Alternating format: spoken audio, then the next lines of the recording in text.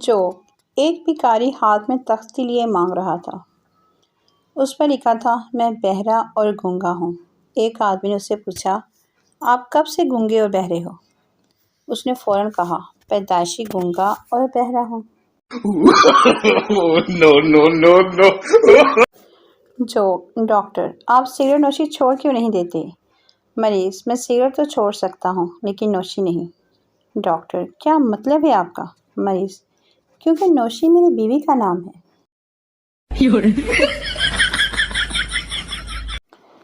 جو nursery class کا بچہ ٹیچر سے پوچھے بغیر پانی پینے چلا گیا۔ جب واپس آیا تو ٹیچر نے کہا، جب آپ کلاس سے باہر جایا کرو تو پوچھ کر جایا کرو۔ آپ باہر جاتی ہیں تو کیا مجھ سے پوچھ کر جاتی ہیں؟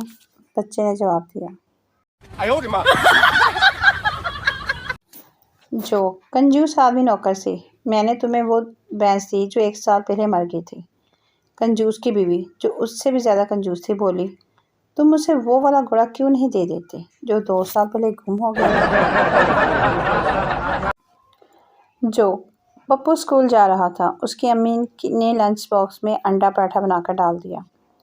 اسکول میں ماسٹر نے پوچھا، بہت پیاری خوشبو آ رہی ہے، آج کیا لائے ہو؟ پپو نے بتایا، انڈا پراٹھا۔ ماسٹر سارا انڈا پراٹھا کھا گیا اور بولا، بیٹا گھر جا کر امی کو نہ بتانا کہ میں نے کھایا ہے۔ پپو بولا، سر جی فکر نہ کریں، میں امی کو کہوں گا کہ میرا انڈا پراٹھا کتا کھا گیا، میں آپ کا نام نہیں لوں گا۔